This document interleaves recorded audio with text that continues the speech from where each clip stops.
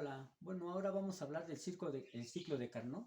Es un ciclo ideal, eh, reversible y que consta esencialmente de cuatro pasos. En el primer paso, que le vamos a llamar el 1-2, justamente nos movemos en una isoterma. Vamos desde el volumen 1 hasta el volumen 2. Y hay que recordar que cuando sufre una expansión un gas, entonces las moléculas del gas van a estar más separadas. Por lo tanto, tiene que caer su temperatura. Eso quiere decir que ya no nos estaríamos moviendo a la isoterma.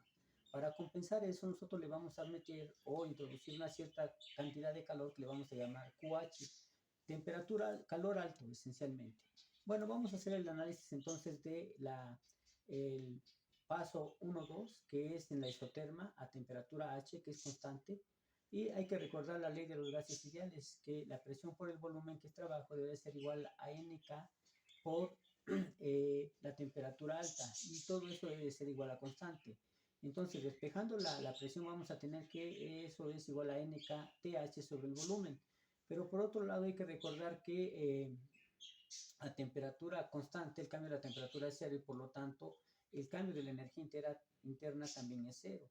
Ahora, usando la primera ley de la termodinámica, lo que tendríamos entonces que es cero, que es igual al cambio de la energía interna, debería ser igual al cambio del calor menos el cambio del trabajo. De tal manera que despejando tenemos que el cambio del calor debe de ser igual al cambio del trabajo. Entonces procedemos a calcular el trabajo, y esencialmente el trabajo va a ser igual a la presión por el cambio del volumen. Pero ya dijimos que la presión es NKT entre el volumen por el cambio del volumen, que es delta B. Una vez que tenemos eso, procedemos a resolver esa integral por medio de justamente unas integrales. Entonces lo que tenemos es que el cambio de, finalmente el cambio del trabajo debería ser igual a NK por la temperatura H por el logaritmo natural del volumen 2 entre el volumen 1. Puesto que el cambio del calor es igual al cambio del trabajo, entonces también el calor va a ser igual a NKTH, logaritmo natural del volumen 2 entre el volumen 1. Vamos a llamarle a esto la ecuación 1. Ahora vamos a pasar al proceso 2. En el proceso 2 vamos del volumen 2 al volumen 3. Claramente esto es una adiabática, una curva adiabática. Hay que recordar que adiabático quiere decir inmóvil, que no sufre cambio. En este caso lo que no cambia es el calor. Entonces el calor va a ser igual a cero, y por lo tanto el cambio de calor también va a ser igual a cero. Es decir, no hay calor transmitido ni cedido por el sistema. De tal manera que hay que recordar que nos vamos a mover de la temperatura alta a la temperatura baja, TL. Y otra vez el cambio de la energía interna nos dice que es igual al cambio del calor, pero eso vale cero, menos el cambio del trabajo. Y entonces lo que obtenemos es que el cambio de la energía interna va a ser menos el cambio del trabajo. Por otro lado, hay que recordar que el cambio del trabajo es la presión por el cambio en el volumen. Es decir, que despejando a la presión nuevamente, NK por la temperatura entre el volumen, al sustituirlo en el cambio del trabajo, vamos a tener que esto es NKT, el cambio del volumen entre el volumen. Y una vez que tenemos esto, también hay que recordar que el cambio de la energía interna para un gas ideal monoatómico es 3 medios de NK por delta T. Y una vez que tenemos eso, también vemos que el cambio de la energía interna con respecto a la temperatura es el calor específico o la capacidad calorífica a volumen constante. Y una vez que tenemos eso, vamos a ver que tiene cierta relación, o se escribe de cierta manera, igual que cuando tenemos el cambio de la entropía. Bueno, vamos a ir entonces ahora a retomar ambas ecuaciones, que el cambio de la energía interna es 3 medios de NK por el cambio de la temperatura, y también que el cambio del trabajo es NK por la temperatura por el cambio del volumen entre el volumen. Es decir, que el cambio de la energía interna es igual a menos el cambio del trabajo. Pero esto debe ser 3 medios de NK por el cambio de la temperatura, que es igual a menos NK por la temperatura por el cambio del volumen entre el volumen. Cancelando las NK en ambos lados de la igualdad, lo que nos queda es que 3 medios de el cambio de la temperatura debe ser igual a la temperatura por el cambio del volumen sobre el volumen. Dejando todo lo que esté involucrado con la temperatura del lado izquierdo de la igualdad y todo lo que esté involucrado con el volumen del lado derecho de la igualdad, lo que obtenemos es que 3 medios de delta T entre T debería ser igual a menos el cambio del volumen entre el volumen. Y procediendo a resolver esta ecuación, lo que tenemos es que la temperatura baja entre la temperatura alta a la menos 3 medios debe de ser igual al volumen 3 entre el volumen 2. Ahora hay que recordar que cuando tengo dos exponentes multiplicándose, pues es lo mismo que tener esa cantidad, por ejemplo, TL entre TH elevado a una potencia y eso elevado a la siguiente potencia. Es decir, esto se puede expresar menos 3 medios como menos 1 por 3 medios. Pero TL entre TH a la menos 1 nos invierte el orden en que aparecen estas temperaturas en la división. De tal manera que eso es lo mismo que tener la temperatura alta entre la temperatura baja a la 3 medios, y eso debería ser igual al volumen 3 entre el volumen 2. Bien, ahora vamos a continuar con el proceso 3, 4, es decir, ahora vamos a ir del volumen 3 al volumen 4, pero vemos que otra vez nos volvemos en una isoterma, nada más que ahora va a ser a la temperatura TL, T baja, temperatura baja, y esto es una compresión. Entonces tenemos este volumen y lo vamos a comprimir. Eso quiere decir que ahora las moléculas del gas van a estar más cerca, pero eso quiere decir que van a sufrir mayor número de colisiones con las paredes y con ellas mismas, y por lo tanto tienen que incrementar la temperatura. Entonces, para podernos mover sobre la isoterma, necesitamos forzosamente sacar cierta cantidad o expulsar cierta cantidad de calor que le vamos a llamar QL. De tal manera que de esa manera compensamos el hecho de que pueda aumentar la temperatura y si seguimos moviéndonos sobre la isoterma que tiene una temperatura TL.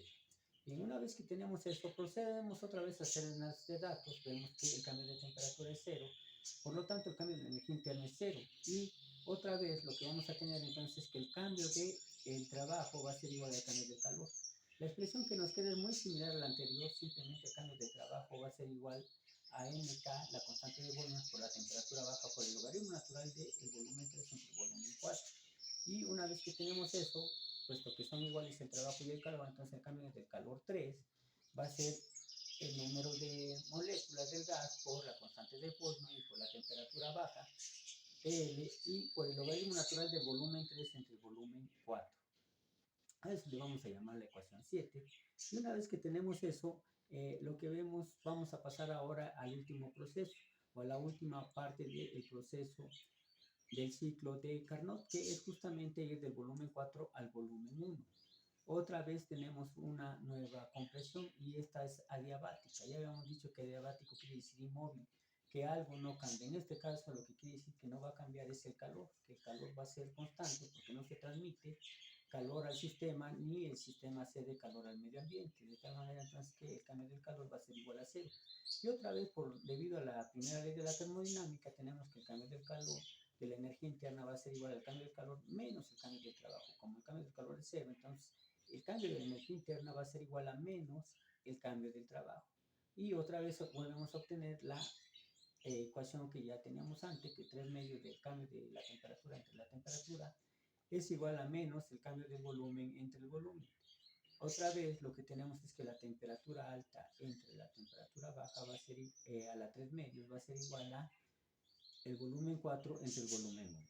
Y por otro lado, bueno, el cambio de la energía interna también es igual a, otra vez, la capacidad calorífica volumen constante por justamente el cambio de la temperatura TH menos T baja.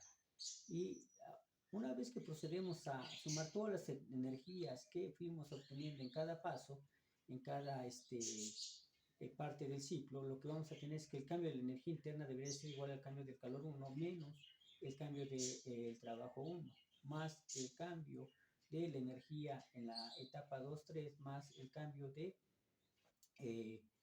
el calor 3 menos el cambio del trabajo 3. Pero hay que recordar que el cambio del calor 3 es igual al cambio del trabajo 3 como el cambio del calor 1 es igual al cambio del trabajo 1. Entonces, y de tal manera que estas dos cantidades se cancelan y estas otras dos también se cancelan. Y vamos a tener también que el cambio de la energía interna en el paso 2-3 como el cambio de la energía interna en el paso 4-1 también se van a cancelar, de tal manera que finalmente el cambio de la energía interna es cero.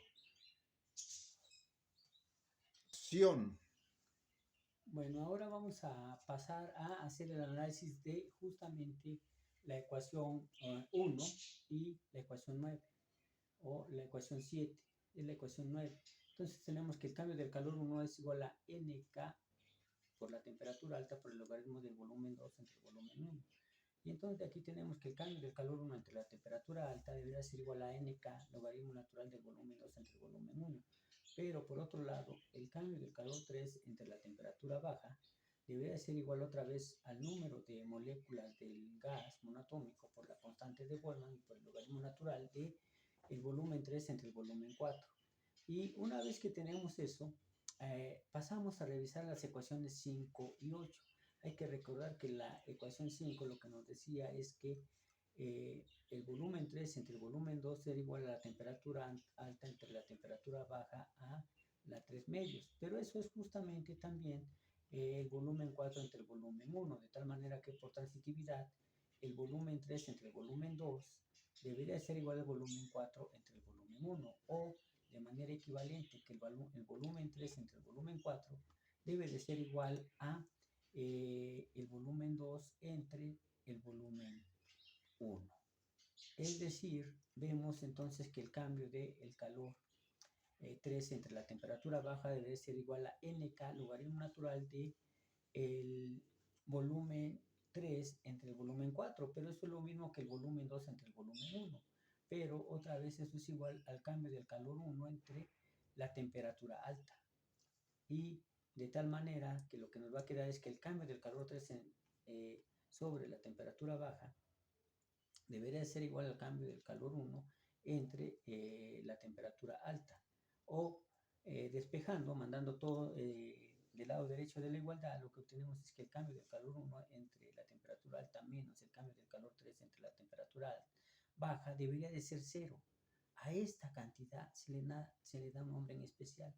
Y se dice que para un proceso reversible, entonces tenemos que el cambio del calor 1 entre la temperatura alta menos el cambio del calor 3 entre la temperatura baja va a ser 0. Y eso solamente sucede para un proceso que es reversible en una máquina ideal de Carnot. Pero entonces a la cantidad justamente que es el cambio de Q1 entre TH o simplemente Q entre TH se le va a llamar S, la entropía. Entonces lo que nos dijo la anterior ecuación es que el cambio de la entropía esencialmente es 0 en un proceso reversible o llevado a cabo en una máquina de calor ideal. Y una vez que tenemos eso, procedemos a analizar qué pasa con la entropía. Veamos que si lo hacemos para un cierto calor que se le va a suministrar a la máquina de calor, vemos entonces que conforme más grande es la temperatura, entonces justamente la entropía disminuye. Es decir, que esto nos está midiendo dos cantidades, nos está midiendo la calidad del calor que estamos suministrando y nos está midiendo también la cantidad de calor que suministramos. De tal manera que conforme la temperatura otra vez se hace más grande, entonces la entropía va disminuyendo cada vez más, hasta que tiende a un cierto valor, que obviamente no puede ser menor que 0, sino que cuando más va a poder ser 0. Pero sí podemos ir de alguna manera minimizando la temperatura. ¿Okay? Eso nos habla entonces de que este cociente, ir minimizando la entropía. Y por otro lado, también tenemos que el cambio, el diferencial de la entropía es igual a el diferencial del calor entre la temperatura, pero veamos que estos dos diferenciales son diferentes. Esto es porque mientras que el calor es una diferencial inexacta, la diferencial de la entropía es una diferencial exacta, es decir, esta es una ecuación diferencial exacta y lo que le da ese carácter de exacto es esta temperatura, ese factor de escala, y también se le llama factor integrante. Entonces lo que nos dice es que esencialmente la entropía es una función de estado, más no así el calor. ¿Qué quiere decir eso? Pues que si nosotros tenemos que integrar, entonces el calor sí depende de la trayectoria o el camino que nosotros sigamos para ir de un estado termodinámico del sistema a otro estado termodinámico del sistema en equilibrio. ¿Ok? Entonces, resulta que mientras que el calor sí depende de eso, la entropía no depende de eso, nada más depende del estado final del sistema termodinámico y el estado inicial del sistema termodinámico. Finalmente, vemos que las integrales que obtuvimos o que fuimos utilizando son de esta forma, que la integral de diferencial de x entre x, que nos da justamente el logaritmo natural de x más una constante, cuando se obtiene la integral indefinida. Cuando se obtiene la integral definida, es simplemente la integral desde x1 a x2 diferencial de x entre x. Y eso otra vez nos da el logaritmo natural de x evaluado desde x1 hasta x2. Y eso es igual al logaritmo natural de x2, evaluamos primero en el valor superior, menos el logaritmo natural de x1. Pero de acuerdo a las leyes de los logaritmos naturales, cuando tenemos una suma o una diferencia de logaritmos, eso es igual a simplemente el logaritmo natural de el primer valor x2 entre x1. De esa manera obtuvimos las integrales que nos daban delta Q3, por ejemplo, o el trabajo 3, o el trabajo 1, o el trabajo 2. Acción. Bueno, aquí ilustramos, en este caso, cómo se obtuvieron las integrales justamente. Ya no vamos a explicarlas tan explícitamente, sino que las pueden analizar a partir del video, pero de esta manera se obtuvieron tanto W3 como W1, o simplemente de esa manera se obtuvo B3 entre B2 o B3 entre B4, ¿no? O B2 entre B1. Muchas gracias. Si les gustó el video, amigos, les invito a que nos den su like y se inscriban al canal para poder seguir haciendo videos. Pues gracias por su atención.